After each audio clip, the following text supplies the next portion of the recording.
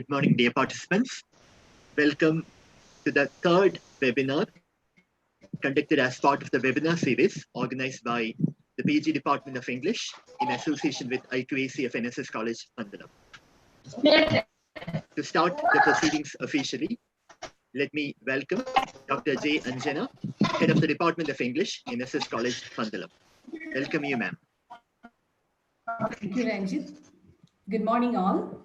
Welcome back to the third session of the webinar series hosted by the Department of English, NSS College, Pandalam, in association with the IQAC of the college.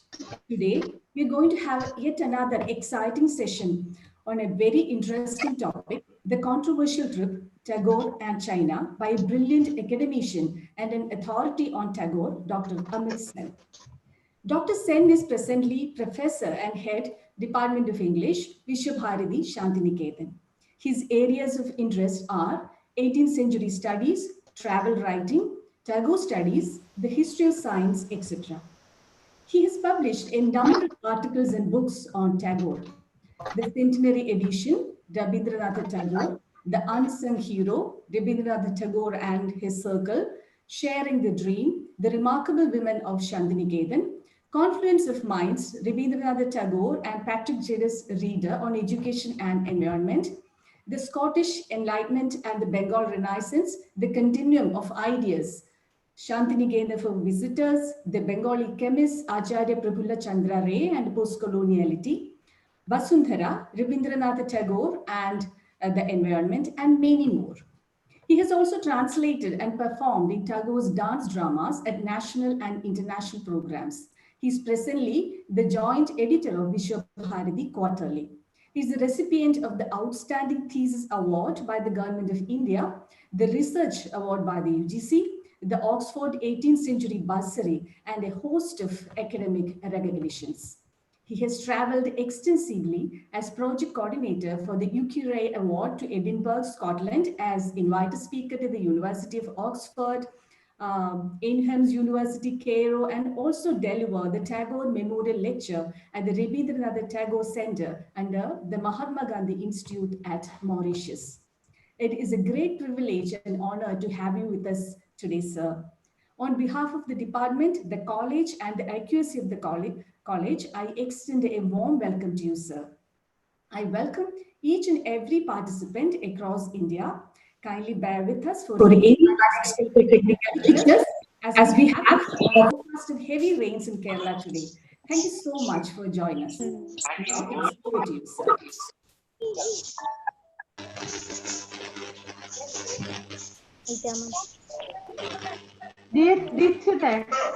Hello.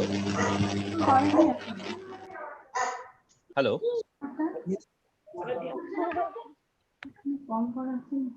Hello. Yes, sir. We can hear you. Should I start? Yes, sir. Yes, sir. Right. Yes. Is the screen visible? Sure. Yes, sir. Right. A very good morning to all of you. I would like to first thank Dr. Rajesh, the principal of NSS College Pandalam, for providing me with this opportunity of sharing my thoughts with you. I'd like to thank Dr. Anjana, the head of the department and such a gracious host. Of course, Sri Prasad, my friend through Facebook and through the webinars. Fortunately, the lockdown hasn't meant a lockdown in friendships. So thank you, Sri Prasad, for inviting me. Could I please request all participants to please mute your audios, otherwise, it becomes very distracting for me. Sri Prasad, one just last question before I start. Are you recording this lecture? Because if you do, please do, so that I can have a copy later. Yes, sir. It's already gone live on Facebook. YouTube, sir. Right. And also, thank you so much. We are recording the same, sir. Yeah. Yes. Right. In case there's a problem with the audio, please immediately sort of let me know so that I can, come back to the point where I sort of stopped. Sure, sir. Right. Sure, sir. Once Sir, again, a sir. request to participants: please do not please mute your audio so that it becomes easier for me. Right. My discussion is titled "The Controversial Trip." exam timetable போல இருக்கு. Ranjit, can you mute all? Shri, could you please mute the others? Yes, sir. Yes, sir. Ranjit, sir, please. Test timetable ல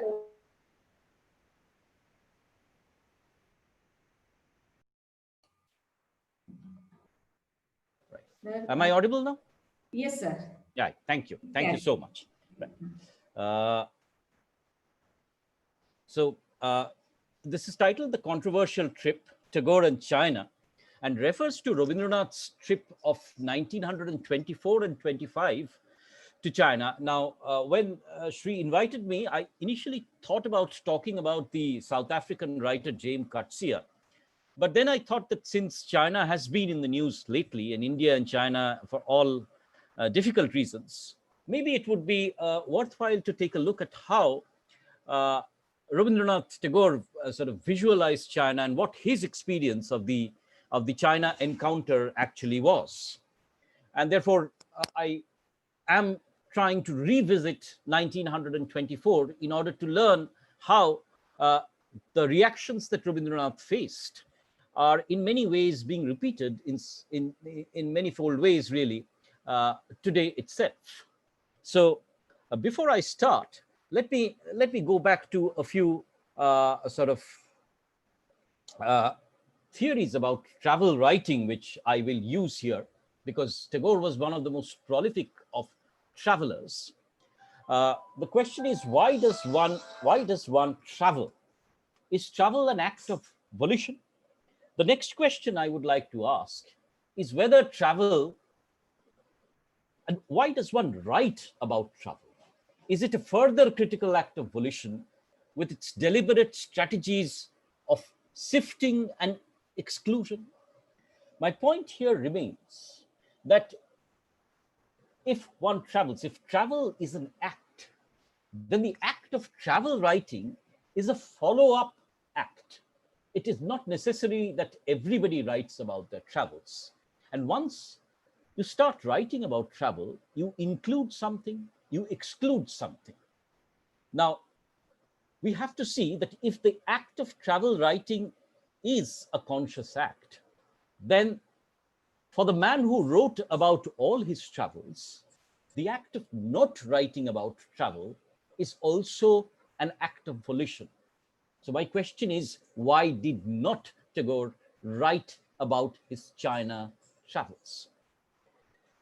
Therefore, I am exploring that gap, that hiatus that opens up between the act of travel and the act of travel writing, with the argument that the refusal to write is also therefore an act of volition, a complex response, and a protest.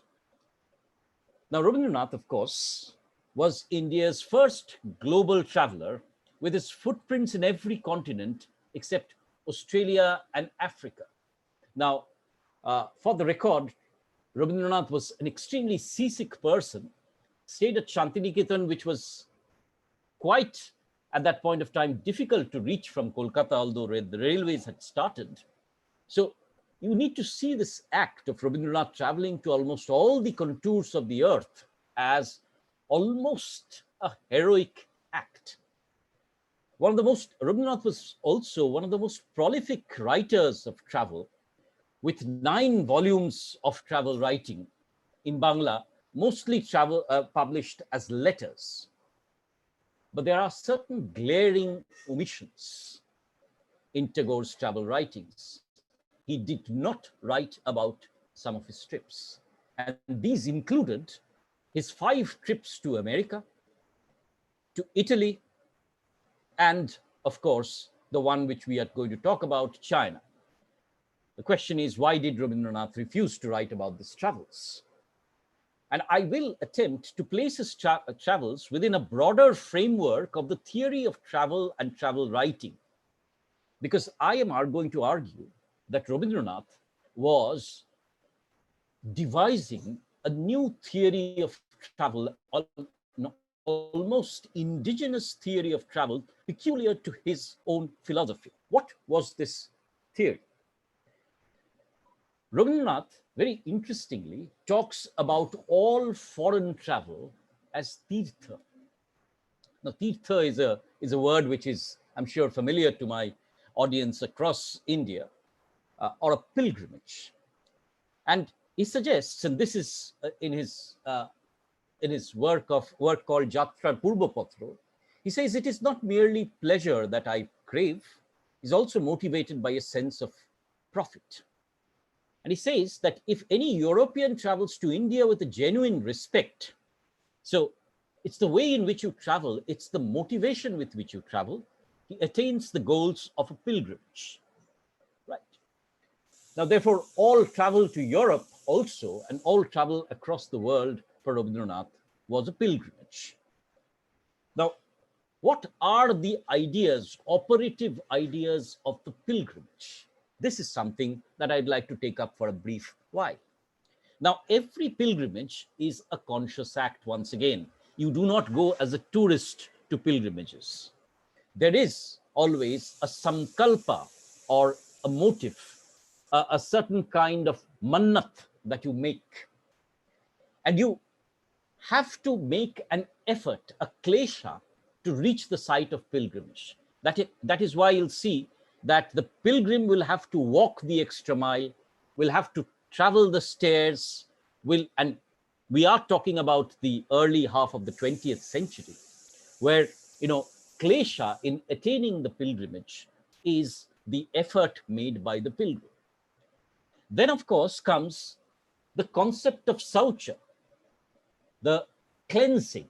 You will find that most pilgrimages are associated with water spots, water bodies. And therefore, this act of cleansing is not merely a physical act of cleansing, it is also an act of spiritual cleansing before the deity. And finally, you bring back the prasadam, the tirtha phal, the prasadam, which is not only for you and your family, but also to be spread amidst the community. Now, Tagore, who used words with such precision, was aware of the Sanskrit tirtha and its structure and applied it in his own idea of travel. Key to Tagore's idea, of course, is the idea of the philosophy of Rabindranath is the idea of Vishwabodh. Now, the two English words which are equivalent to this are universalism and cosmopolitanism. But for Tagore, this concept of Vishwabodh is actually derived from the Upanishadic idea of the Brahman, which is one. And Tagore says that we have to unite our feeling with this all-pervasive, infinite feeling. And all our poetry, philosophy, science, art, and religion serve to extend the scope of our consciousness. So the fusion of the personal consciousness with the world consciousness is what Rabindranath is looking at in Vishwabodh. So we are part of this entire world. And for Tagore, when Tagore talks about the world, it is not only about the world of man, but also about the world of nature. And he suggests that the liberation of consciousness from the mystifications and exaggerations of the self is key to Vishwabodh. That when he meets the eternal in all man, then he is emancipated, for then he discovers the fullest significance of the world into which he is born. Then he finds himself in perfect truth, and his harmony with the all is established. This is a very fundamental text that Rabindranath is writing called Sadhana. Remember this, he's writing in America in 1913, immediately after, Gitanjali has been published and before he has won the Nobel Prize. So it's very interesting to see how the theory of travel is amalgamated with this theory of the world consciousness, or Vishwabodh. Now, travel is crucial to this idea of Vishwabodh. Why? Because travel initiates familiarity with other cultures. Travel involves the exchange of ideas, art forms, and human resources. Travel radiates to the community, to the university, and the broader community at large. Rabindranath's Vishwabharati's motto was Yatra Vishwam Bhavateka Neeram, where the whole world makes its home in a single nest. So this inclusivity that travel fosters. And Rabindranath suggests that travel has, and he's advocating this theory, that travel also has the possibility of equality rather than a structure of power. Because you see, this travel is antithetical to the colonial travel, which is embedded within structures of power. For Rabindranath, the new concept of travel would be where power structures would not be there. Of course, one might argue that Tagore is an utopian in that sense, but aren't all philosophers and poets also, in certain ways, utopian? Uh, Therefore, Rabindranath, in one of the small haikus, and this is where he's writing this when he's traveling to Japan. This travelogue to Japan is called Japan Jatri, suggesting that the saint in saffron once taught your nation. So he's referring to the way in which Buddhism was carried to Japan. And then he's asking for modern education back to India. Today he goes to your door as a disciple to learn a different education. So travel is back and forth, always exchange of ideas and knowledge for Rabindranath. Now, the question is, therefore, Rabindranath has this four-part structure in mind. You travel with a sankalpa. You make one mandate that you're traveling because of this. Then you undergo a klesha, where you try to understand the country where you are traveling to, its culture. You familiarize yourself with it. Then comes the saucha, so that there's a broadening of yourself by the country you're traveling to. And finally, the tirthafal, where you actually bring back something from the country you've traveled to and radiate it amongst your own country. See how Tagore is accepting the Sanskrit root of tirtha and trying to sort of embed it into a very modern act of traveling. Now, the question is, did Tagore write only and only when these ideas were fulfilled? And did each travel open up a space traveled to as an ideational space where the historical realities were often different from the projection? So Rabindranath is looking at this site in a certain way, but it has changed considerably, or it does not accommodate his ideas. And this is something which happened with Japan, and I'm going to see this happening with China as well. Now, Rabindranath is, of course, distinguishing himself from people like Shuniti Chatterjee, who are empirical travel writers who record everything in their travelogues. So not a single detail is lost. And Rabindranath places travel writing as literature rather than history, ideational rather than empirical. And therefore, the relevance of reading, he says, is in literature. And therefore, his suggestion is that his travelogues carve a separate niche in trying to look at a particular aspect of the country traveled to. Now, Tagore's positionality while he was traveling was, of course, complex. He was a compulsive traveler. He wrote with the purpose, he traveled with the purpose of generating funds for Vishwabharati often. Tagore was also traveling as Asia's first Nobel laureate poet. So he was traveling to countries where people had only scantily known of his poetry, but knew about the Nobel Prize. He was traveling, of course, as a representative of the East, and was therefore embedded and trapped with it an expectation of spirituality. This happened extensively when he traveled to Europe, so that Rabindranath's other areas or other areas of work, education, social and rural reconstruction, was of course often sort of overlooked. And he was traveling as a sentinel against the submission to the cult of materialism and nationalism. By 1916, the nationalism essays had been published, and Rabindranath was, along with Roma Rolla, one of the most strident voices against the cult of materialism and nationalism. So Tagore's Tagore's rather position against nationalism was well established. My question is, did these expectations and roles often come into conflict with each other? Now, the context, let me look at why Rabindranath was so interested in China. Now, I'm sorry, I probably have missed a slide. Yes. Why did Tagore have such a fascination with China? Now, Tagore's grandfather, Dwarakanath Tagore, imported Chinese silk as part of the car Tagore and Company.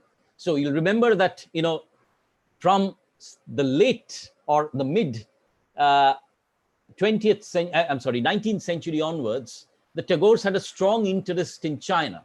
And of course, there's another part to this, that Dwarkanath was also implicated in opium trading and running, this ships to China. So in a certain way, the Tagores had business interests in China during his grandfather's time. His father, Debendranath, actually visited China, and Tagore wrote against the opium trade in China, and therefore the treatise that he wrote was called Chine Moroner Babshaw, or the death trade in China, and strongly protested against Western imperialism and saw China and India's civilizations struggling under colonialism and struggling to come to terms with modernity and nationalism. You see, for Tagore, there was also this concept of a unified Asia with a distinctly Oriental spiritual background, which was in many ways trying to come to terms with the Western spirits of nationalism, modernity, and so on and so forth. Now, for Tagore, none of these forces were, inimical. He wanted to accept, but choose and accept, rather than accept wholesale, because he saw within Western nationalism greed and imperialism. Therefore, he wanted an Asia which would posit itself as an alternative to Europe in many ways. And therefore, China and Japan both became very crucial components of this philosophical political idea, as it were. Now, Tagore was, of course, also popular in China by the time he was traveling in 1924. In fact, Chen Tuxiu, the founder of the Communist Party, had first translated Gitanjali in 1915. So 9 years before Tagore was actually traveling, he was well known there.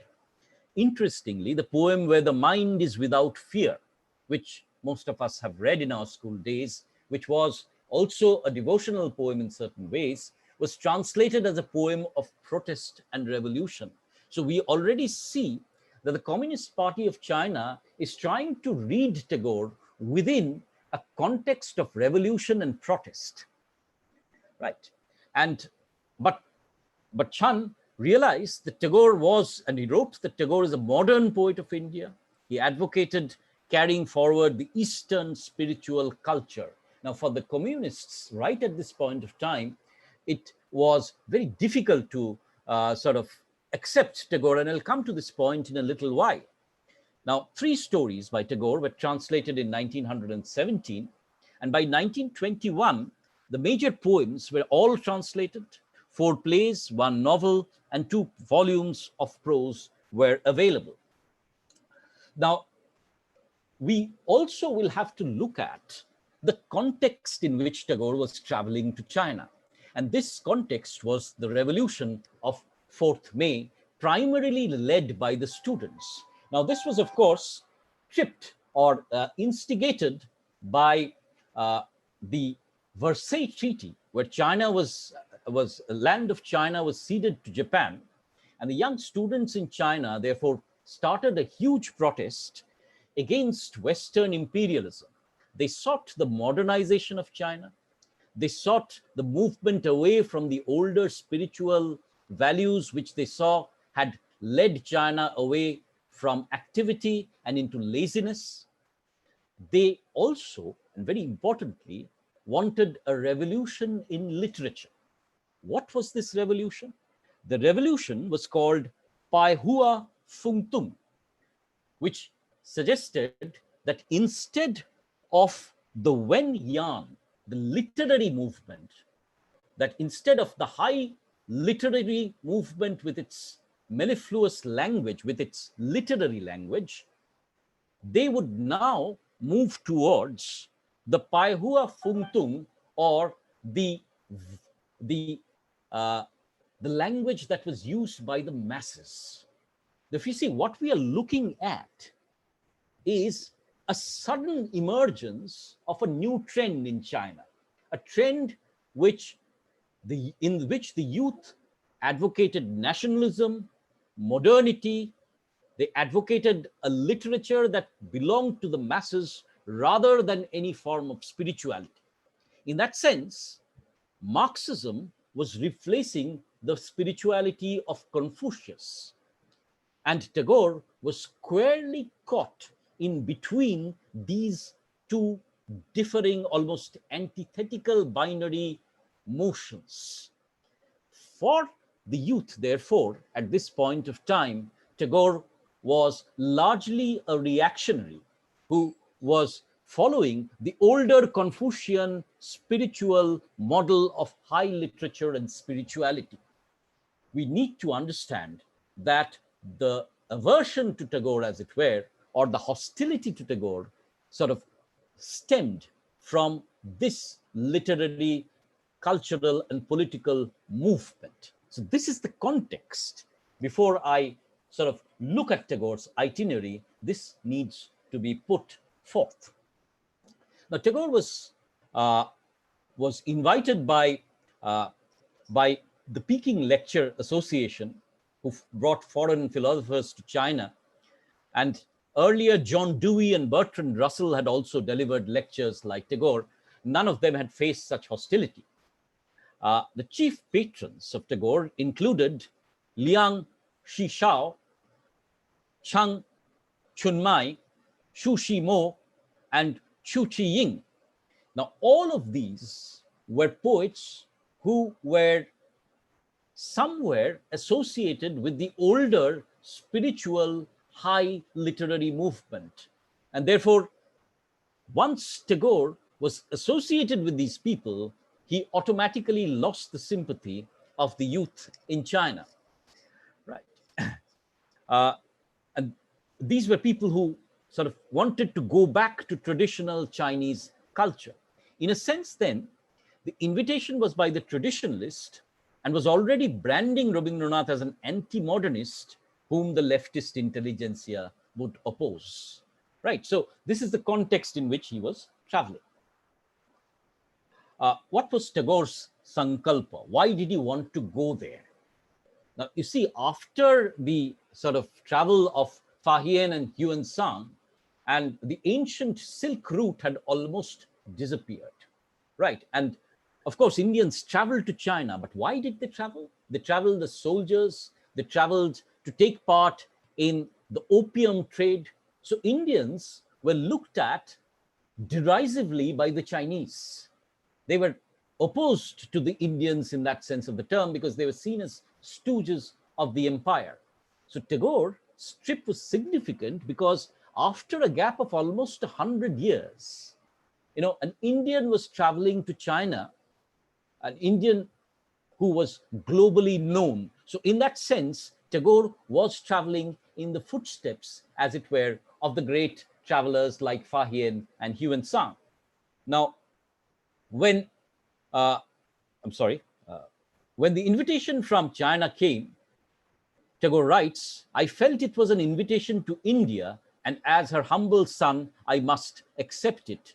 And I am hoping that our visit, he said, will re-establish the cultural and spiritual connections between India and China. So Tagore was not going there in a way as a person. He was going there as a representative of India, and he wanted to be a representative of a spiritual India talking to a spiritual China. And this is what created a certain amount of confusion amongst the hosts. Now, we have to also see that Tagore at this point of time was not only a spiritual poet, but he was also a revolutionary in many ways in Bengal. He had spoken against the caste movement. He had initiated rural reform in Bangladesh, Shilaidaho, and Shantiniketan. He had written against nationalism extensively and was not very well received in even India. He was undertaking a lot of effort to bring machinery to Shantiniketan. He was trying to institute science learning within India with certain caveats. So, in a way, Rabindranath's revolutionary efforts were there, but his overarching identity for the world was that of a spiritual poet. Rabindranath was, as it were, trapped between two identities. And was therefore, my question, is Tagore looking at China as an alternative of coming to terms with modernity and tradition? Because Japan had disappointed him. He had wanted a dhyani Japan, a spiritual Japan. Yet when he went there, he found Japan in the throes of a nationalism and industrialization, blindly aping the West. And Tagore was taken aback by this Japan. So he was looking at an alternative, and therefore China became a destination for him. And therefore, Tagore knew about his own contradictions, and he wrote to Romarola in March 1924, that he was facing a civil war within himself. As a personality, as a creative artist who is necessarily solitary, versus the idealist who had to enter into public discourse. So his question was, do I go there as a poet or as a bearer of good advice and sound common sense? I've already talked about the implications that Rabindranath was opening up a link that had been dormant for 1,000 years, and he was welcomed warmly, initially at least. However, there was this debate about the message he was bringing and what the implications of his visit would be to a state that had just seen a revolution. Now, the contradictions here, once again, is in 1924, is that there is this cultural conflict between the traditionalist and the leftist intelligentsia, which I've, of course, talked to you about. The arguments of the leftist intelligentsia was that Oriental civilization was discriminatory. It shamed China and sort of reduced it to a pre-modern state. Of course, please remember that with the opium trade, China was ruthlessly exploited, and the Chinese were drugged into taking opium by Western civilization. And therefore, they wrote that we oppose Dr. Tagore so that we may reap the benefits of modern civilization. They added that Tagore's abolition of nationality and politics would promote oppression from foreign powers, and that spirituality only led to tolerance of misery and the withdrawal of human endeavor. So this was the point of view of the communists in China at that point of time. Now, here are certain pictures which I brought from the Rabindra Bhavan archives. These are very rare pictures. One or two of them you have seen.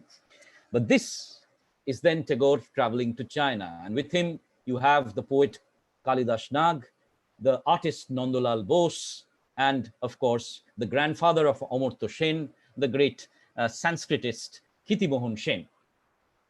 This is Tagore arriving at China. This is another rare picture taken from the Rabindra Bhavan archives. And you can see Tagore with his party landing on the docks of Shanghai.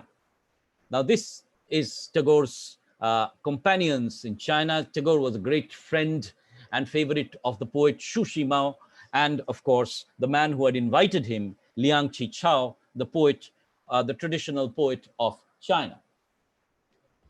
What was Tagore's initial message? Tagore wrote, "Do not make use of a poet to carry messages. I am not a philosopher." Unfortunately, this disappeared really later on because he was forced to make public speeches where his messages became more important than his identity as a poet. He wrote again and he criticized Western civilization as simply interested in material things and has many defects in its spiritual life. Now, Tagore's point was that if Asia blindly aped the imperial concerns and materiality of the West, it would merely become a copy. He wanted Asia to sort of delve into its spiritual traditions, its spiritual resources, and come up with a hybrid response. Unfortunately, the people there, the binaries, thought in terms of either tradition or modernity. Whether a blend was possible through Tagore, they never tried to anticipate. And he talked about Asia waiting for such dreamers to come and carry on the work, not of fighting, not of profit making, but of establishing bonds of spiritual relationship. Now, this is again Tagore's visit to the temple of Confucius. Now, once again, for the communists, this was seen as Tagore pandering to spirituality, and therefore there was a growing murmur of dissent. This is again Tagore at the house of Shushi Mo. This is a house that I visited once I traveled to China in 2012. Now, Tagore, of course, went to the forbidden city in Peking with his Indian friends here. You can see him. Tagore took a great passion to tea drinking. And of course, when he came back to India, he brought back this custom of tea drinking with his friends. Now, tea was, for the Chinese, was not just a drink. It was something which was associated with camaraderie, which was associated with a kind of a ceremony. And Tagore actually brought back this tea drinking ceremony to Shantiniketan. Now, his 64th birthday was celebrated, as you can see, April 14th, 1924 in China. This was one trip Tagore wanted to make because he had been, a great disciple, as it were, of the Chinese philosophy of Confucius. So Tagore traveled to the tomb of Confucius. Once again, for the communists, this was a red herring because Tagore was reiterating his identity as a spiritual poet. Tagore visited the Peking theater and looked at the Chinese theater forms. He was, of course, to bring back certain of these forms within his own theater and fuse it with the Japanese No theater in Shantiniketan. But his visit to Chufu to pay homage to the tomb of Confucius, as well as his meeting with Shi Xueshan, the warlord controlling these territories, must have raised many eyebrows. For the communists, once again, Tagore was not only a spiritualist, he was seen as hobnobbing with what they would call the feudal hierarchy of China. Tagore also met with the deposed emperor, Fui, at the Forbidden City. And this was the first time, this is the last emperor of China, by the way. And this was the first time that a foreigner had visited the emperor since 1912. Now, this was also, again, seen as a feudal gesture. Tagore's feudal positionality, he was, of course, the son of a landlord, was also being brandished in China, as it were. So his reception was gradually getting more and more complicated. Before he reached Beijing, Tagore must have come to realize the feelings of antagonism towards him. He, of course, did not read the papers, but the feeling of antagonism must have reached him quite significantly, though he was not aware of the magnitude and intensity of those feelings. Therefore, he writes, I even heard some were opposed to my coming because it might check the modern enthusiasm for Western progress and force. True, if you want a man who will help you in these things, he said, in modernity, you have mistaken in asking me. Those of you who rely on material force to make a strong nation do not know history or understand civilization either, wrote Tagore. And the reliance on power, which he saw as a Western curse of nationalism, is the characteristic of barbarism. Nations that trusted to it have already been destroyed or have remained barbarous. So here was one philosophy coming into conflict with another philosophy, as it were. Tagore was therefore harping on a different sense of a nation. In his speaking at the Navy Club, Tagore spoke and he said about his literary career, the revolutionary role that he had played in the growth of Bengali literature, the attempts he had made to modernize its style, and the experiments he had carried out to break ground in respect of themes, in forms and meters. So in a certain way, Tagore was trying to respond to the literary debate. He was trying to show that he was not merely involved in classical literature, the Wen Yan, but he was also modernizing Bengali literature in many ways. Tagore was actually introducing the Bengali short story into literature. He was patronizing the colloquial verse in his travel writings, but these were largely, subsumed under the broader context of his Gitanjali and spiritual writings. So I'm going to argue that there were two Tagores. One Tagore who wrote about spirituality, who wrote about literary sensibilities, who wrote in the tradition of high literature. There was another Tagore who was trying to experiment with form, meter, language. But this Tagore was largely unknown. And the Tagore that went to the Chinese, or the Tagore that the Chinese had perceived, was the Tagore of Gitanjali, right? And he spoke about his songs, because his songs were the ones which were closest to the colloquial language. The songs were the ones which were rooted in the tradition of the Bauls of Bengal or the Fakirs of Bengal. And therefore Tagore said that he was trying to render into literature the colloquial folk language of a nation. Tagore was therefore trying to reach out to the Chinese youth, and therefore claimed that this too is the work of a revolutionist.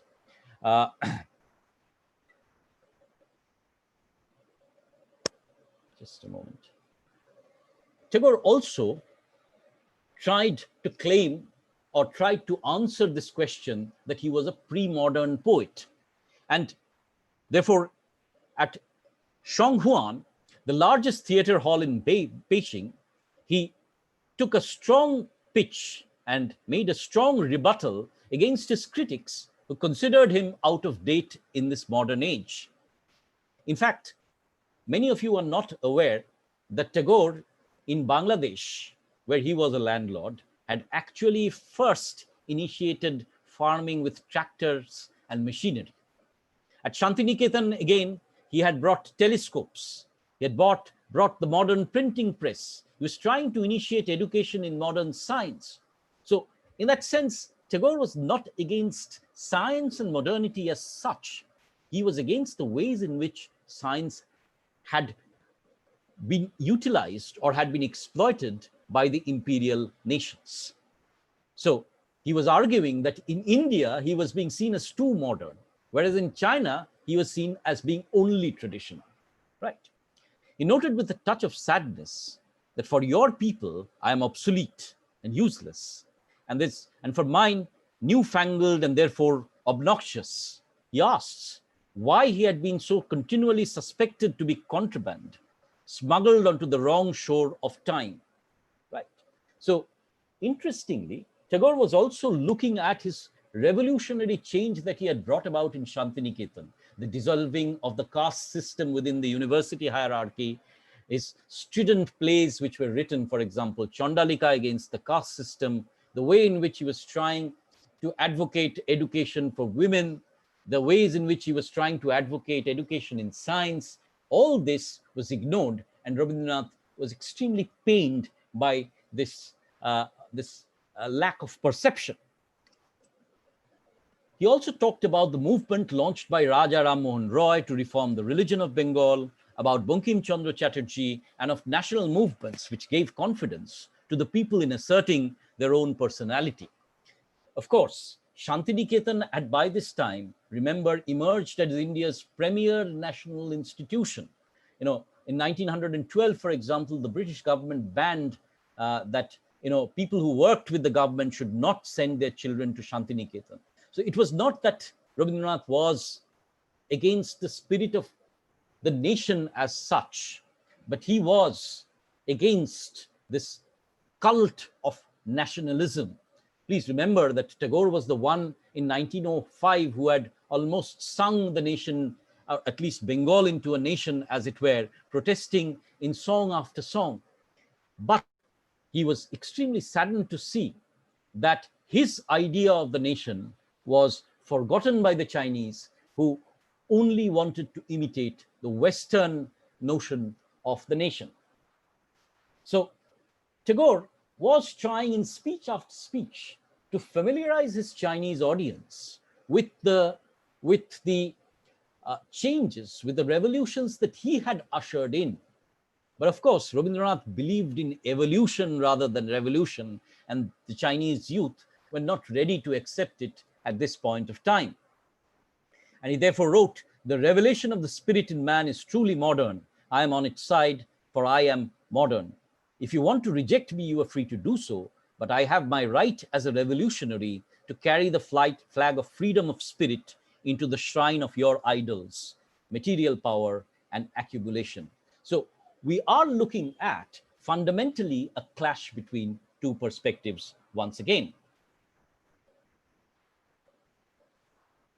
And the myth that Tagore was using was that of Jack the Giant Slayer. And he talked about the freedom of man from the servitude of the fetish of hugeness, the non-human. Now, you will have to, of course, remember that this is the Tagore who would travel in 1930 to Russia, and he would praise the Russian Revolution quite widely for bringing in freedom to the masses. But he would once again caution that if the philosophy went into only a system making and divested human individuality, it would collapse. In fact, this was an interview he gave to the Izvestia, which was published only and only after Mikhail Gorbachev came to power in the Soviet Union. So while Rabindranath, admired the nationalist spirit of China, its attempt to stand on its feet, he repeatedly cautioned that if there was only system making and that individual freedom was denied, then such systems would inevitably collapse. This was fundamental to his political philosophy, as it were. And therefore he says, I am always on the side of Jack the human, who defies the big, the gross, and wins victory at the end. Now, with Tagore, of course, traveling with Tagore was Leonard Elmhirst, who wrote that Rabindranath was opposed on 4 grounds by leftist students: that he was a pacifist, he was on the side of peace, he was against machinery, he was not, but he was perceived, talked about the soul in the Confucian way, and was not a communist. Lastly, the attack was also against the scholars who had invited Tagore to come to China to talk to young men in an attempt to fill them with conservative and backward thoughts. You see, therefore, Tagore was seen as an agent of the reactionary forces who would sort of drug the Chinese youth into stupor once again. Please remember that, such was the threat that Tagore was seen as by the Chinese youth, as it were. And Tagore felt that these people are determined to misunderstand me and decided to deliver only one more talk. Now, we see repeatedly in talk after talk his disappointment with, China, as it were. He wrote that, you call me uneducated, uncultured, a foolish poet. But he wrote that I've come to the secret of existence in some other way, not through analysis, but as the mother's chamber can be approached by a child. You see, in many of these texts, Tagore was talking about the poet's religion. And he suggested I had kept the spirit of the child fresh within me, intuitively attempting to reach knowledge. Because of this, I stand close to you, the young hearts of a foreign country, whom my heart recognizes as its fellow voyagers in the path of dreamland. So Tagore was arguing that the poet's religion was in dreaming of utopia and freedom of the self, rather than submitting to a cult of nationalism and modernity, which would breed a nation, once again, which would be high on nationalism and therefore trying to isolate itself or trying to impose a power structure on the entire global scenario. you see, we have to understand today's China based on Tagore's almost foreboding in 1924. Tagore saw the seeds of a militant, antagonistic, hugely nationalistic China, which was so drunken on its material success that it almost was a mirror image of the Western imperial nations, which was at that point of time trying to colonize China. So, in a way, China had become the demon which had oppressed it. China would become, Tagore sort of anticipated, the very imperial force that had once sucked its blood. In between, this is an archival picture of Sannyasi Tagore's play being staged at Taiyuan, and the assault continued when he tried to deliver his talks, especially in Changhu, where during the course of his lecture, he met with a vociferous group which shouted, "Go black, slave from a lost country." In fact, Tagore faced such fury that he was almost physically protected by his friends. He, of course, did not understand the slogans, but when he asked a Japanese couple, they told him what the Chinese youth felt upon him. And Tagore immediately said, "Stop all further interaction. Let me now retire." And Tagore wrote that my enemies may dominate and slay my body, but they cannot make me adopt their methods or hate them. Interestingly, Tagore was repeatedly asked by the Chinese media what he thought about China as a nation and whether he was critical of the hostility that he had received, of the betrayal of the spirit of hospitality. But Tagore refused. He wrote that I absolutely refuse to accede to your request of criticizing. You have critics innumerable, and I do not want to be added to their ranks. Being human myself, he said, I can make allowances for your shortcomings, and I love you in spite of them. I have done what was possible. I have made friends. Now, Tagore was realizing, of course, that in the course of interaction between two civilizations, there would be moments of great enmity within which you had to search for friendship. And therefore, he was suggesting that he was sort of inculcating the seeds of this friendship so that at a later stage, this could blossom into a more mature relationship.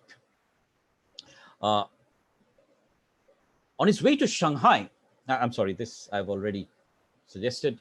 Some of your patriots were afraid that carrying from India, said, spiritual consciousness might weaken your vigorous faith in money and materialism. And he wrote, I assure I am entirely inoffensive. I am powerless to impair the career of progress. And I can even assure I have not convinced a singular skeptic that he has a soul or that moral beauty has greater value than material power. You see, by this time, we see a Tagore who is quite embittered, who has become extremely cynical, and who's looking at China's progress into a path which is suggested would only lead them to material, almost greed for material power. These were his last words in China. I'm certain that they will forgive me when they know the result. Almost prophetic, isn't it, what Tagore said about China's emergence as a nation and its trajectory. On 30th May, he sailed from Shanghai to Japan. Now, let me come back now, having looked at the details of the trip, to an overview. The Chinese hosts of Tagore, of course, never projected his anti-feudal and anti-imperialist dimensions. Therefore, Tagore's reception was already clouded by the way in which he was associated with the people who invited him. The communists also never tried to understand what Tagore was trying to do in India. At a time when class struggle was intensified in China, the wrong projection of Tagore would naturally have a negative effect. So Tagore was, in a certain way, a victim of circumstances also. Right? He had overstressed, Tagore, of course, had overstressed the role and significance of Oriental culture and severely criticized the materialist culture of the West in his China speeches. This was something that Stephen Hay suggested, that Tagore was, underestimating the cult of materialism in China. And at no point was it clarified to his audience that Tagore had never negated Western modern science and technology, than that he had appealed to the Indian people to acquire them. So Tagore was operating in a zone of misunderstanding, as it were, when it came to the China trip. There was always a loss in translation of the speeches that he made and how he was presented before the audience. But on the whole, if you look at it in the short term, this trip was a failure. If you look at it in the longer scenario, on a longer term, this proved to be a momentous trip because it promoted Chinese translations of his work and enlarged the area of their influence in Chinese life. You have the setting up of the Sino-Indian Cultural Center, which sort of tried to bring in Indian philosophy to the Chinese also. And it certainly strengthened the friendship between the two countries. After all, the first bond had been made, and following up, was Tagore's great disciple in many ways, who took Tagore as a mentor, Jawaharlal Nehru, who traveled to China in 1939, being, one of the premier politicians to try and cement the India-China relationship. Right, so opening the avenues of the Sino-Indian cultural intercourse. Now, we come to the absence of the travelogue. Tagore, however, never wrote a travelogue on China. The only book that he published was Talks in China, which was a collection of his lectures. But even then, he revised this work and sanitized it almost in 1924. It was never translated into Chinese. The Chinese did not accept Tagore's views on China at all. Interestingly, wherever Tagore went, he wrote songs, he wrote poems. The China trip remains the one trip where there was complete sterility. Tagore was, of course, this trip was also marked by a pain of being rejected by students. For Rabindranath, this was especially painful because he was, after all, an institution maker, a teacher also. So to be rejected by the poets as somebody who was completely irrelevant must have rankled Tagore to a great deal. And he was also, this was the great failure, as it were, of his dream of Asia, because by now he was realizing that Asia was only imitating the West in its imperial ideas of power. Tagore went back in 1929 while he was returning from a trip, but he stayed with Xu Shimo on a private visit at Shanghai. He did not engage in any more, public interactions with the Chinese, as it were. Was this a failed trip? To a certain extent, it was. And the silence of Tagore is comparable to the silence about America and the Italy trips. His sankalpa to create that bridge had been realized only partially, and he had not managed to broaden the self of the Chinese at all. There was this gap between the idea of China and the reality that the new China was becoming. And this was therefore almost a replication of the Japan tour, where Tagore had dreamt about a Dhyani Japan, which would be peaceful, which would follow the ideas of Buddhism, but entered into a zone, into a territory, which was extremely nationalist, military, and was once again just replicating Western nationalism. And therefore, I suggest Tagore's silence. The act of not writing being an act of volition. Therefore, the travelogue, if it projects the selfhood of the traveling subject, in Tagore's case, the Tirtha became incomplete if the broadening and exchange did not take place. In this case, Rabindranath did not feel the completion of the circle. Yet, it's very interesting, because paradoxically, the Chinese trip is in many ways the most successful trip as far as modern diplomatic exchange is concerned, really, because from this actually came out something concrete, right? Nehru traveling was one, but more importantly, in Singapore in 1927, Tagore met Tan Yun Shan. Tan was a poet. He was also associated initially with the Chinese communists, but he was looking at alternatives of Sino-Indian connections. And he came into contact with Rabindranath in Singapore in 1927. So 3 years after the China trip had happened.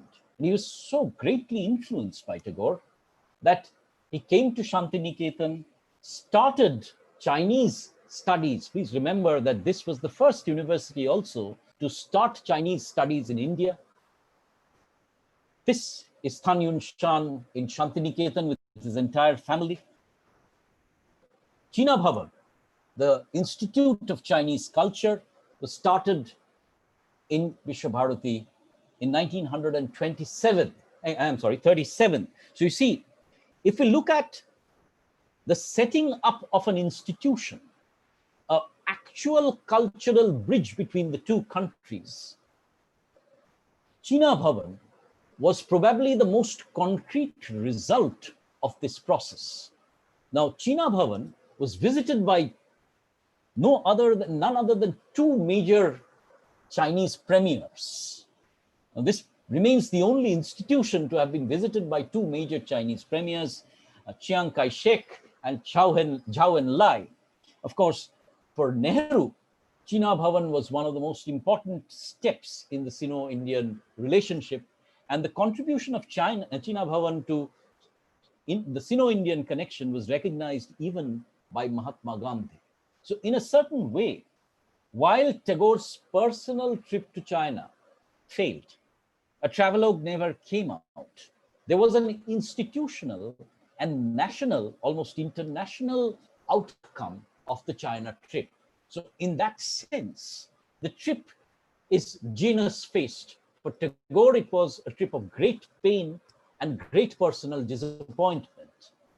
For the international relationship between China and India, this marked a turning point. Now, I will conclude with a few more points here.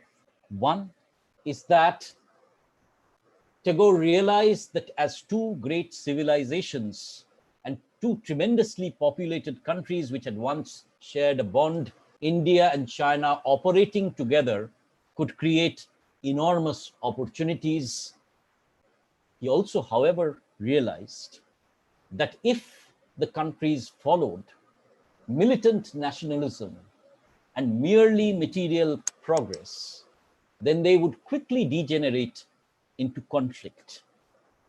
In a certain way, China in 2020 is already embroiled in strategic conflicts with major nations, fulfilling Rabindranath's prophecy, and an extremely militant and nationalist India could also fall within the same trap. We need to see, or we need to look at, and this is a time to revisit Tagore's trip to China, his failure in this China trip, to learn the lessons of history. That is all that I had to say. Once again, thank you for listening patiently, and thank you to NSS College Pandalam for providing me with this opportunity to share my views. Thank you so much, sir, for that extremely interesting and enriching lecture. We have quite a few questions for you. Shall we go to the questions, sir? Do we have 10 minutes for that? Yes. Yeah. So there's a question by Dr. Sita Vijaykumar. Shantiniketan played a major role in the establishment of Chinese studies in India. For example, Indo-Sino-Cultural Society, China Bhavan was started.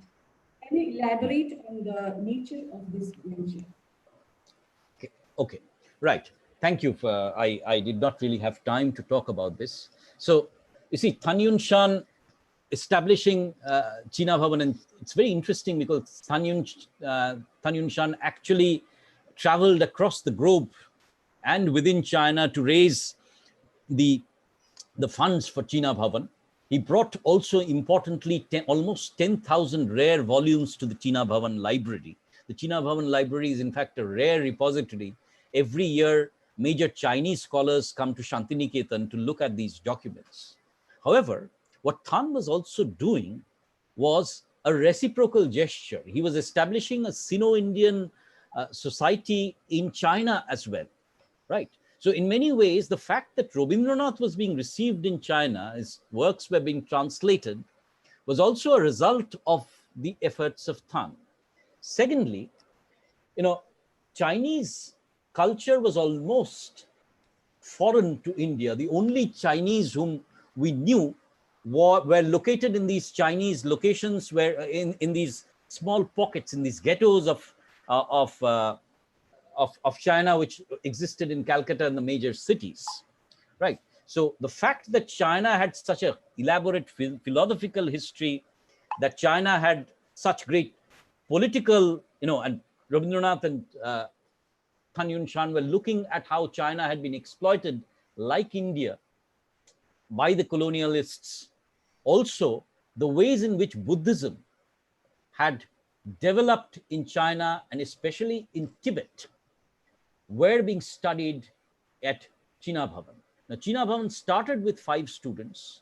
By 1951, the number had grown to 35 almost every year. And you can see the importance that Jawaharlal Nehru gave to China Bhavan, where repeatedly the Chinese premiers came. So it became not only an institution of Chinese learning, I'm suggesting, but also an international space where political leaders would also interact. So in that sense, China Bhavan, till the 1950s, was the bridge between India and China. Of course, that all changed later on with the Sino-Indian War. In fact, there is this episode where Jawaharlal Nehru actually came after the 1962 war and talked about the India-China war, and it is said that Tan Yun Shan wept with great grief at the fact that the ideals that they had fostered of peace and reciprocity were being completely destroyed. Even after that, you see, even after 1962, China Bhavan has continued to play an important role. But then the nature of Chinese studies, modern Chinese studies, I am arguing, has changed considerably. China Bhavan remains a repository of traditional Chinese studies, right? Geopolitical strategic studies in China has taken on a new role, as it were, and it is being done in other corners of the country rather than China. Thank you, sir. This is a question by Dr. Ram Sevak Tagore. I think the participant is from Nepal. Rabindranath was really a great traveler and wanted to create one Asia. Has he mentioned anywhere his opinion about Nepalese and Maithili culture? Well, there are not many representations of Nepalese culture, as it were. Uh, you will, of course, remember that when Tagore is writing, he's writing about this greater Indian subcontinent. So in that sense, he will not mention Pakistani culture separately. But what he always suggested uh, was, uh, in fact, the importance of the local cultures within the dialect. You see, very interestingly, since you asked that, Rabindranath was always trying to suggest that it was the duty of the major literary figures of specific areas to document and archive cultural forms of that particular place. So in that circumstance, you see, uh, although he did not talk about Nepal as such, because interactions between, because Shantiniketan did not have many Nepalese, as it were, students or intelligentsia. But let me talk about Manipur, for example, where the Manipuri dance, he brought dance gurus from Manipur, and therefore, even within his own dance dramas, infused that tradition. So he was talking about, a process of cultural exchange. But since you've asked that, I will take a closer look and let you know, because at this point of time, I have no very great detailed insight into the ways in which specifically Tagore commented on Nepal or Nepalese culture, right? But I'll take a look and let you know. Thank you, sir. Another question by Madhurima Bose. Had the initial responses towards Tagore as a poet of Gitanjali already been transformed into the archetypal of feudal class by the time he reached China in 1924? Yes, absolutely. Gitanjali was, and Sir, do I Yeats's. Can I just go? Yeah. You see, the Gitanjali and Tagore's fame as this spiritual poet who was almost like Jesus Christ had by this time almost taken over his entire personality. And therefore, you see, the other work that Tagore was doing was largely unknown in Europe and also in Asia.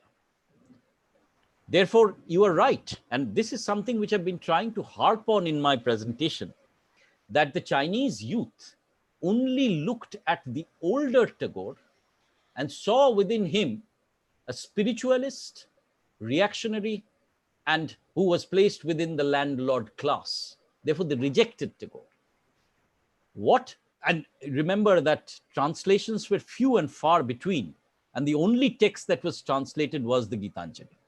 Now, for war-ravaged Europe, Gitanjali provided a balm. But even in America, once the nationalism started taking hold, you see, Tagore was seen as a pacifist, anti-nationalist, and therefore rejected. Right? The same happened, I am arguing, with China.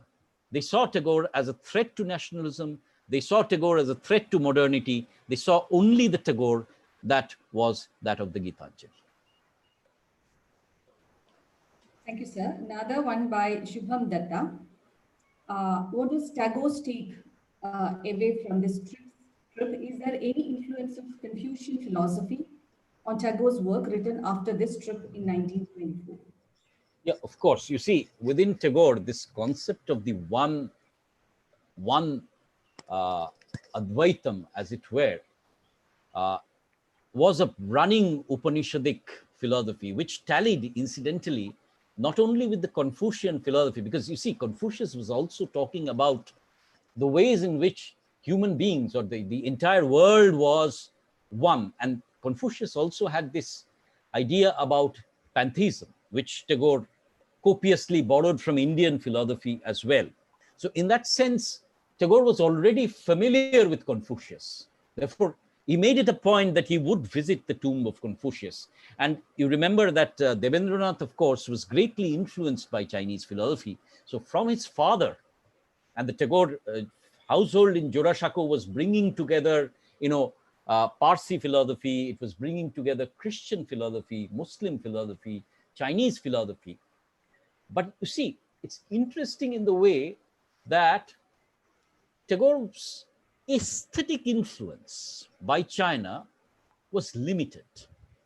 Japan provided a far greater aesthetic impact. The ways in which he talked about minimalist architecture in China, in Japan, the Japanese painting, the Japanese theater, that influence, even Japanese tea drinking, because Japan and China were these two great tea drinking nations. What Tagore brought back from China was this interest in tea, and tea as a communal drink, as it were. And secondly, his great interest in pottery in certain ways. He sort of introduced Chinese pottery at Shilposhadon, where he was making handicrafts. But the way in which Japan dominated his consciousness, I think never happened with China, because, you know, China, in China, Tagore had a very sterile interaction, as it were. And he was so embroiled in these controversies and hostilities that I think that, you know, this process of exchange was rather limited. You will also remember that he did not have time to interact with a great many poets. The only friendship, the only enduring friendship that he made would be with Sushi Mo. Although later on, with the influence of Tan Yun Shan and the greater familiarity which Tan Yun Shan's writings created for Tagore in China, later on, you know, a lot of Chinese were influenced by Tagore's philosophy. Next question by Avani Shashindran. Would like to know more on Tagore's concept of caste system and his thoughts on it. Well, that would take one more lecture probably, but since you've asked, now please remember that the Tagores were also rejected by the traditional Hindus because they hobnobbed and they traded with the Christians and the East India Company. So even with Dwarokanath and Debendranath, the Tagore household was strongly free from the bias of religion and caste. Now, when Tagore started Shantiniketan, and there was this, and you remember that they were Brahmos, so they rejected the system of, caste altogether, as it were, as a philosophy. But when he built his institution, and let me also add that before he built Shantiniketan, he went to oversee the territories that they had, the zamindari that they had in East Bengal, what is now Bangladesh, Shilaidaho. There he saw that people of different castes and religions were being seated separately. Immediately tried to address this concern and tried to make them sit together. He was not greatly successful there at that point of time, but Tagore did not want a revolution just like that. He believed in a process of evolution, gradual change. When he came to Shantiniketan, started his school, there was this question as to whether, the non-Brahmin, the Brahmin students would touch the feet of non-Brahmin teachers. There was initially a great, aversion to this process. Gradually, Tagore convinced his students that the system of caste should be radically overhauled. So within 2 years, all castes, students of all castes were eating together, and there was no question of their not interacting together. In the next phase, Tagore takes this within the nationalist movement. In 1905, for example, when Tagore is singing all these songs and he's talking about Hindus and Muslims being together, he's embracing, when he's tying rakhis, he is embracing everybody, so that gesture by Tagore becomes a physical way, an actual praxis of his movement against the caste system. Then, of course, comes his works against the caste system, especially 1921 when he writes Chandalika, which is a testament to his anti-caste movement. And remember that this is a play, it's a dance drama which was watched by Gandhiji and ratified by him as one of the most moving tributes against the caste system in India. Tagore relentlessly wrote about the caste system, saw this as one of the great banes of Indian society. In major texts, in the Shantiniketan lectures, for example, he talked about the way in which we have distanced people from ourselves. We have withheld, the development of India by deliberately classifying certain people as beneath us, and therefore he was one of the great theorists. But also, next you see when he built Sriniketan, when he was experimenting with rural reconstruction, one of the problems that came up was that students were asked to make fertilizer through manure. And very often, you see, they were asked to sort of gather feces and make fertilizers out of that. Now you can imagine the consternation amongst the higher caste students. And then Tagore himself undertook this process with Leonard Elmhurst, so that he created the example and his students were made to follow suit. Secondly, he traveled all across these villages. Now, remember that he, unlike Gandhiji, Tagore was not a politician. He wrote that I can change only one village, and that will become the model. So there he started, bringing together the people of different castes, lecturing them. He started the process of agriculture, renovating agriculture, education. Remember, these were sites of great malaria at that point of time. So Tagore brought doctors and said that, people of all castes must create the hospital together. I will provide you with the doctor. You will have to provide me with land and your efforts, and together you will have to build the hospital. So Rabindranath was writing against the caste system, but in many ways, what we do not know is the subtle ways in which he was bringing people from all across society and engaging in a praxis through which the caste system was continually being challenged. So thank you for asking that question, because many of us do not know the manifold ways in which the caste system was being addressed by Rumi. Thank you so much, sir. There is one pretty long question. Shall I read it? By Yes, please. Shadda Bhattacharya.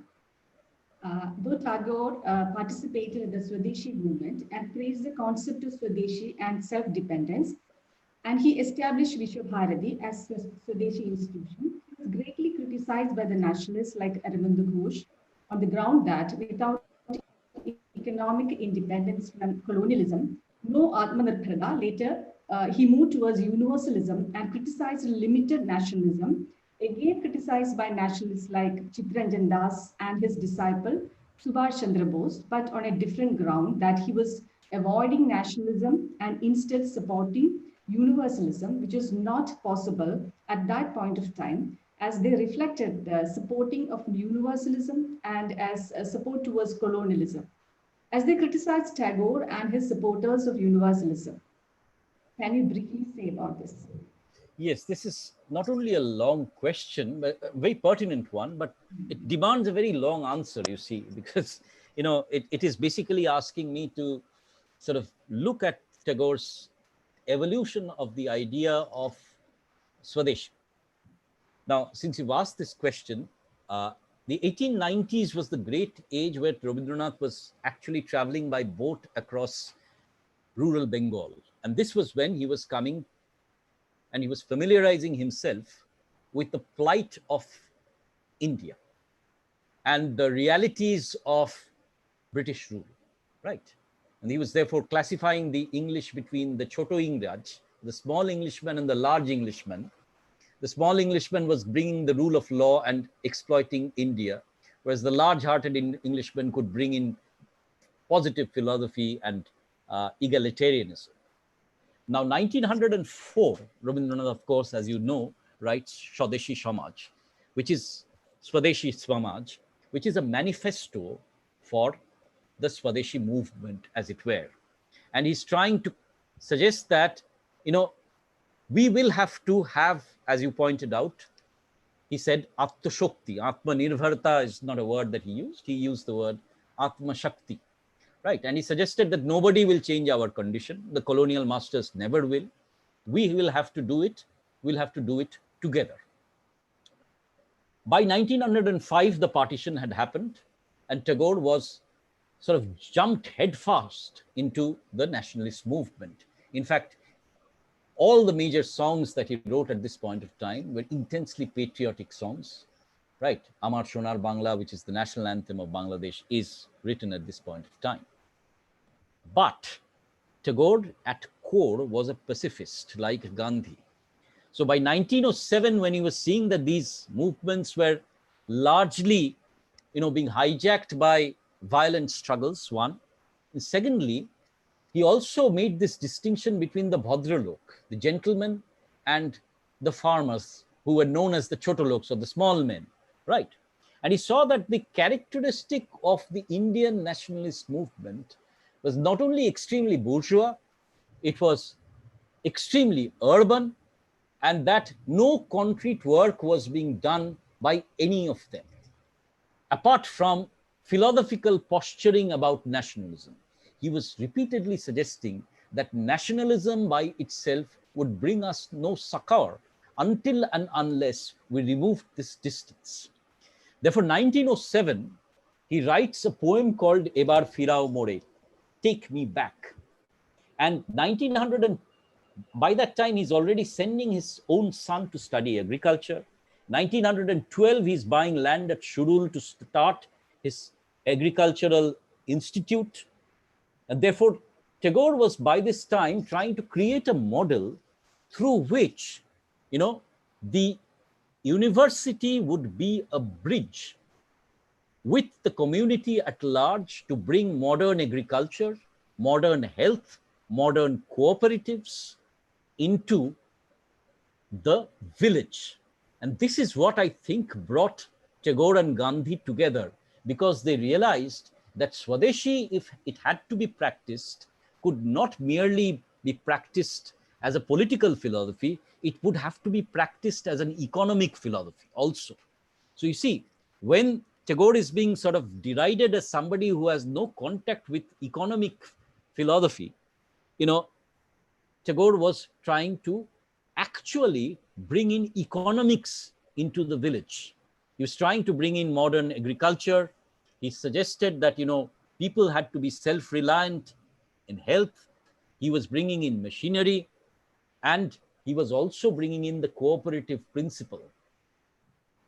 Also, another thing we hardly realize is that Tagore was creating Grameen banks. In fact, the entire money that the Nobel Prize sort of brought in was given into a cooperative bank, which unfortunately sunk. But he was trying to revitalize the rural population through economic efforts also, right? Another area which he took in is handicrafts. You see, Shantiniketan today, and you see the batik and the leather work and the katha stitches and so on and so forth, became a hub of the handicraft center. And Tagore gave a distinct aesthetic identity to these products. So when you see, Tagore is being derided by the nationalists and Bengali nationalists because he was sharply criticized, as you say, by Chittaranjan Das, who thought that Tagore's movement away from the nationalist struggle was a betrayal of the cause of nationalism. Rabindranath was arguing that until and unless you could create an alternative system whereby you could empower people politically, economically, political nationalism would achieve nothing. It would merely change the ruling classes. Instead of the English, you would actually have a different Indian ruling class. Now look how prophetic it had become. Of course, Subhash Bose, who interestingly Tagore tried to bridge the gap between Gandhi and Tagore, Gandhi and Subhash. But very interestingly, you see, universalism as a philosophy was seen by almost all these nationalists as something which was wishy-washy, something which was very tenuous. And both Tagore and Roma Rolla, who were great votaries of this, were derided in their respective countries. But they realized that with a global scenario and with gradual, global linkages, interactions between cultures and knowledge systems was viable. And that is where Rabindranath remains prophetic, really, because if there's been one movement towards nationalism, and the nation now is the dominant force in the global scenario, a few years earlier, internationalism, cosmopolitanism was not only seen possible, but it was seen as the economic reality. And it might be the case that it will change later on. So yes, Tagore had his own ideas. Tagore did not think about great economic progress, but he wanted limited economic progress. He was trying to alleviate poverty. But I will contest any claim of that was made by these nationalists that Tagore's system was failing economically. He had his own philosophy. Let us say he stuck to it. And he did not accept Western nationalism as an antidote, or he did not see just freedom, political freedom, as a way of building his utopian nation. Right, that was a long answer, I'm sorry, but thank you for that question, it demanded it. Lots of questions are pouring in, but due to paucity of time, shall we wind up with one last question, sir? Sure. This is a question by Preeta Krishna. I'd like to know about the new areas of research on Tagore. I'm sorry, could you just repeat the question? And she wants to know the new areas of study, areas of research on Tagore. Yes, thank you. That is a very good question. Now, you see, one of the major areas in which Rabindranath is being studied today is political philosophy, in cosmopolitanism. You see, one of the greatest philosophers of cosmopolitanism nowadays, Martha Nussbaum, in fact, used in her book on cosmopolitanism, The Home and the World, which posits this debate between nationalism and internationalism one. So political philosophy, Tagore's political philosophy is being used as a sort of point of entry into the present scenario. Secondly, what Tagore brought to literature and philosophy was ecology. You see, eco-criticism, the consciousness about the environment is one of the most explosive areas of research nowadays. I see Rabindranath was a pioneer in many ways when it came to the concept of ecology. You see, he was the first to talk about the tree, not just as an inanimate object, but as somebody who was fundamentally integral to all of us. He started, for example, the Brickhoropon festival, as you know. In ideas in poetry after poetry, in his writings, for example, he will talk about the way in which any distortion of the ecology would ultimately result in the fall of man. I would invite you to read a play called Muktadhara, translated as The Waterfall, which warned that any submission to the machine, in fact, there's a song called Namo Yantra, Namo Yantra, Namo Yantra. And the theme is that the villagers and the king is trying to build a dam across a river, across a waterfall. And that is robbing the villagers of their right to water.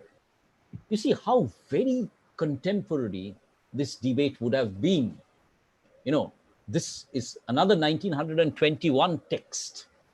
So ecology is the one area, ecology and the environment, and the ways in which the human interaction with the environment should be, is one area which is a very fertile area for studies in Tagore. Also, culture studies has embraced Tagore. You see, you need to understand that Tagore was talking about a distinct cultural response from India at this point of time.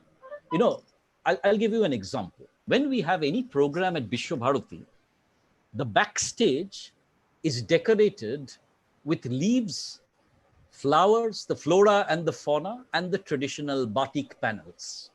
Tagore was bringing in this minimalism from Japan. And because Vishwabharati was a poor institution, he was trying to create an aesthetics out of simplicity. Right. This aesthetics of simplicity is something which is now being researched gradually.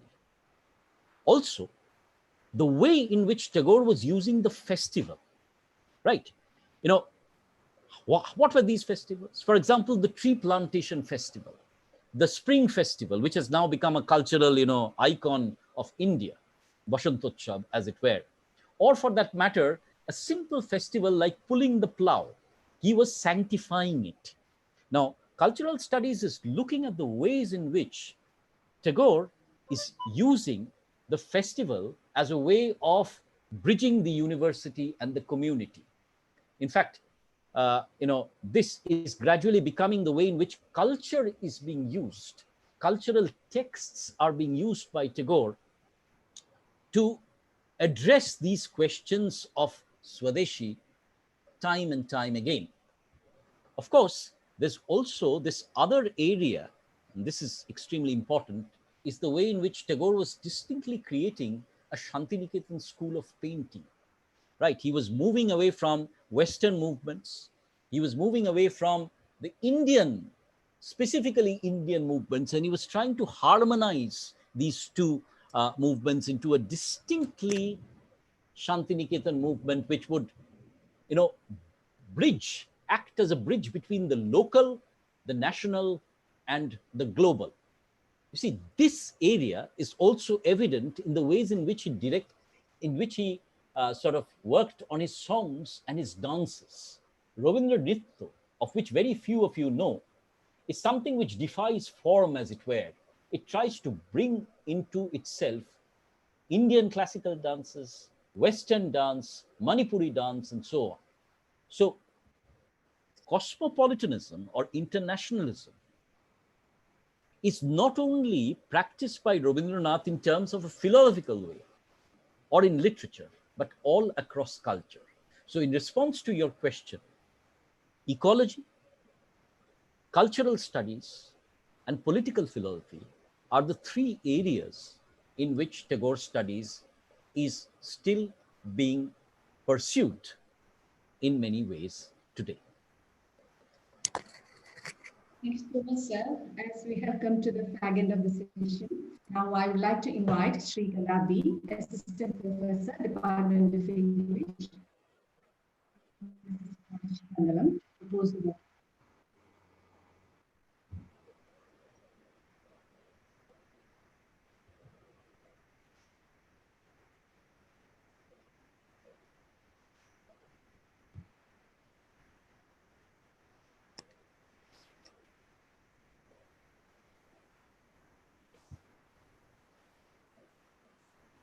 carry on, please. Yes, ma'am. Carry on. Kila, you are muted. Please unmute yourself.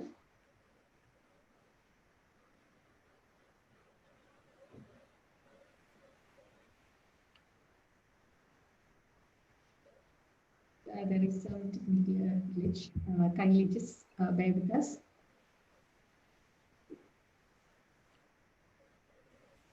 Kila, please unmute yourself.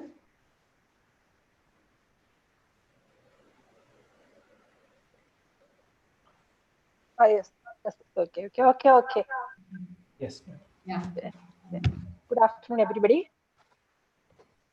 So at the conclusion of the third webinar of the webinar series conducted by the PG Department of English in association with the IQAC of our college, let me extend our sincere thanks to Dr. R. Rajesh, Principal, NSS College Pandalam, for permission to conduct this webinar series.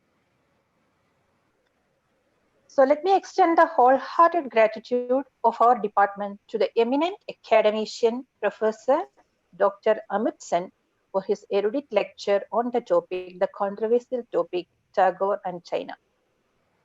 He enlightened us on the conflicts of concerns, ideals, and attitudes in Tagore's visit to China. Thank you, sir. Our sincere thanks to Dr. J. Kumar, Coordinator of IQAC, and Dr. J. Anjana, Head of the PG Department of English, for their efforts in making this webinar possible. Dr. Ranjit Krishnan and Professor Sri Prasad also deserve special thanks. Thanks to all the participants for your support, participation, and all the questions. Sincere thanks to all the members of our department And once again, thanks to one and all who are associated with this webinar. Thank you all.